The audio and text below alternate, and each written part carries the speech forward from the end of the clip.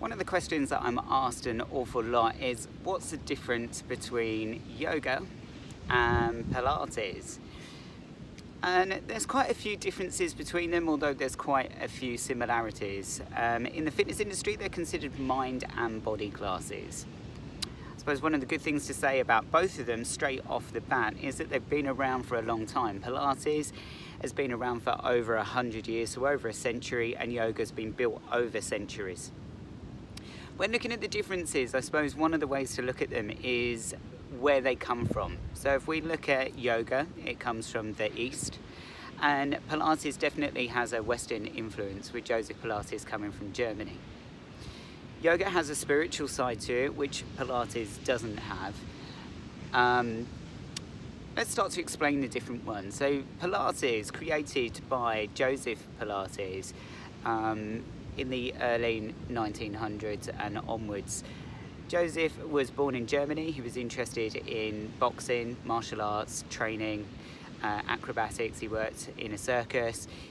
He also worked in self-defense, teaching British police officers how to defend themselves. He was put into an internment camp in the First World War. So, or was it the Second World War? I can't remember now. One of the World Wars. He was put into a couple of internment camps, and with a strong interest in physical training, he started to develop what he called contrology, which we now call Pilates. Pilates is actually a teaching method, so there are 6 fundamentals of Pilates. There's precision, centering, breathing, flow, control, and concentration. We could really use the Pilates method in anything that we teach, because everything should be done as precisely as possible.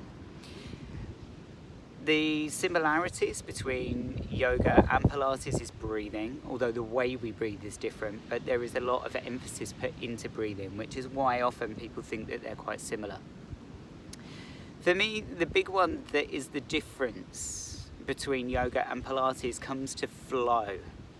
Although there are types of flow within yoga classes, there's vinyasa flows, and there are hundreds of variations of yoga.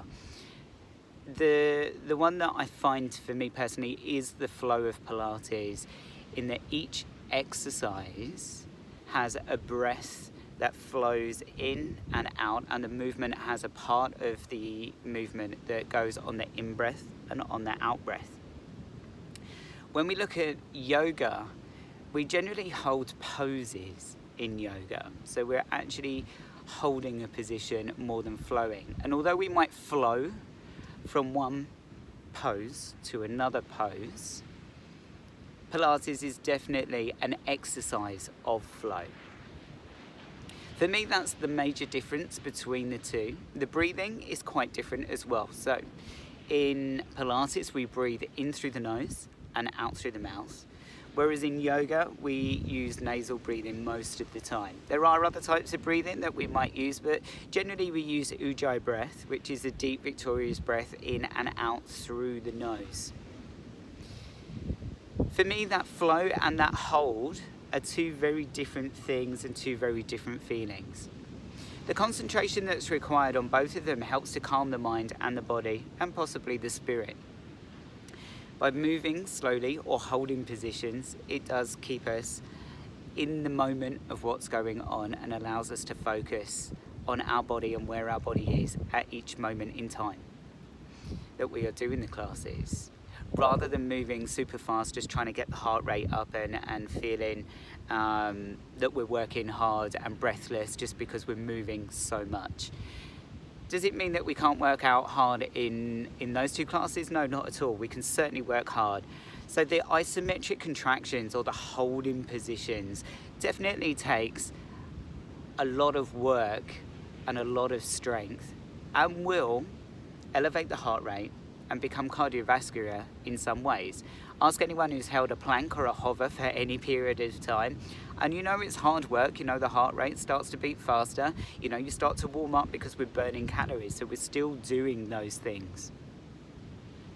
But when we think about where they've come from, The German side, or the Western side of Pilates, looks more at a scientific method, I suppose, whereas the poses that have come from yoga are more embedded in nature and spirituality, even in the names of what we have. So the swan poses, the pigeons, all of the different names that kind of come through in yoga. If you've never tried them before, I would definitely say go and try them, and go in with an open mind that it's going to be different and that something is new. And don't try them just once, but try them a number of times with multiple instructors, because each person will bring their own individual personality. So if you think that you do not like a class, then think for a moment, is it the class I don't like, or is it the instructor? And maybe try it with another one. You need to try probably 3 or 4 of each class. And also, don't be disheartened if you think that one is not for you. And that's okay. You don't have to like one or the other.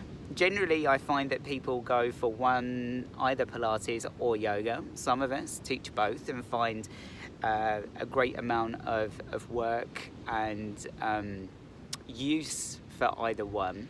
But you don't have to like one or the other. You don't have to like either of them.